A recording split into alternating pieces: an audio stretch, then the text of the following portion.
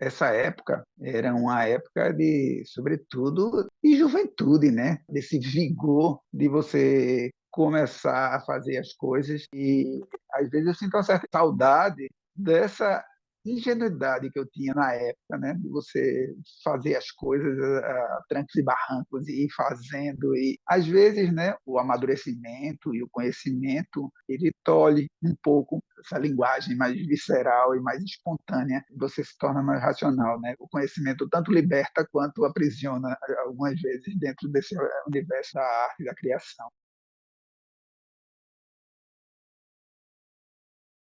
Eu sou artista aqui de Recife e comecei as minhas atividades nas artes plásticas na década de 80. Eu estudei arquitetura, mas talvez a minha especialidade foi de ter muitos ateliês coletivos e articular muitos grupos de artistas nesse período e sempre. Até hoje eu gosto muito de trabalhar coletivamente. E trabalho também com diversos suportes, com pintura, com gravura, com desenho, escultura.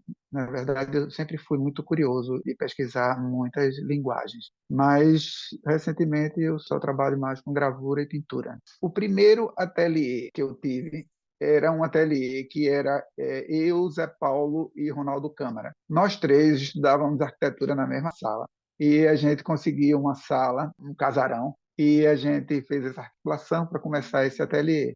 E assim, era ainda um período de muita formação, né? A gente estava fazendo curso de desenho, de pintura, e assim, era bem no começo. Misturado a isso, a gente participava politicamente. E isso é uma característica muito forte da minha trajetória e do meu grupo, que começou nas artes plásticas, era um engajamento muito forte. Aqui em Recife, estava tendo um movimento de pintura mural relacionado com candidaturas políticas, né? A gente estava saindo da ditadura militar que estava já se acabando, né? Mas então a gente se engajou muito nesse momento aí das pinturas murais. E isso para a gente era bem interessante porque era um momento de criação de grandes formatos que a gente tinha que ir lá e pintar um mural naquele momento.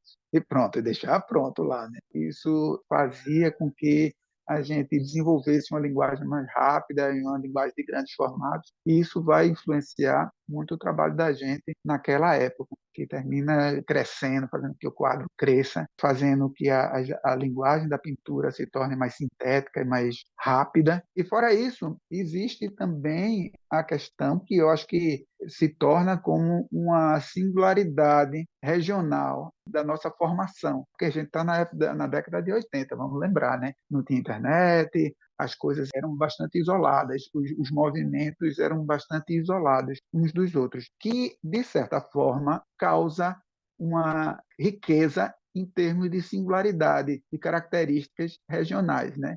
Então, talvez o que eu esteja falando aqui seja diferente do que viveu essa mesma geração em São Paulo, no Rio. Então, assim, ainda existia esse isolamento. Nesse período, eu tinha muita influência dos quadrinhos, do expressionismo alemão. Então, assim, eu praticava uma pintura que, às vezes, ela tratava temas muito figurativos e que muitas vezes se aproximava a uma linguagem de quadrinhos em uma linguagem muito exagerada e muito grotesca, e que está muito presente nesse quadro que está participando da exposição, né? Então é uma coisa assim meio caricata, né? As figuras e o estilo de pintura que eu usava já era com a pintura acrílica, que era uma coisa assim de uma novidade da época, né? Pelo menos para a gente aqui, e a gente estava ainda aprendendo a utilizar essa técnica nova, né, da pintura em acrílico. E nessa época eu pintei muitos quadros assim que tinham essa temática assim relacionada com a opressão, com a ditadura militar e com essas figuras grotescas. No caso desse quadro, o militar ali em questão tem uma talhazinha que tem escrito Doutor Tibiriçá, que na verdade Doutor Tibiriçá era o pseudônimo de um grande torturador brasileiro que foi o brilhante Ustra, né? Aquela figura grotesca que foi exaltada por Bolsonaro lá na votação do golpe de Dilma, né? Ele prestou homenagens a um conhecido torturador de uma crueldade absurda, né? Naquele momento. E aí esse quadro ele se referia a essa pessoa.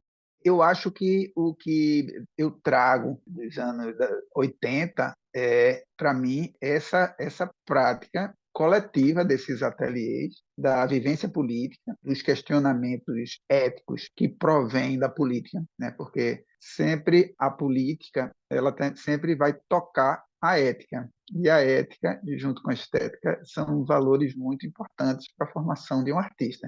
E eu acho que esse caldeirão que se formou aí aqui para mim, né? Eu não vou dizer que isso aconteceu para todos os artistas aqui de Recife, não. Isso aqui era do meu grupo, né? É dentro das minhas particularidades. Ele forma essa amálgama, né, de valores e que isso foi muito importante para o meu trabalho até hoje, né? Então, o que se formou ali era um sistema de crenças, um sistema de ações políticas que, para mim, foi muito importante do ponto de vista moral, de eu me sentir atuando para transformar a sociedade. E isso aí é uma coisa que, dentro da estética, eu acho que é relevante a gente observar.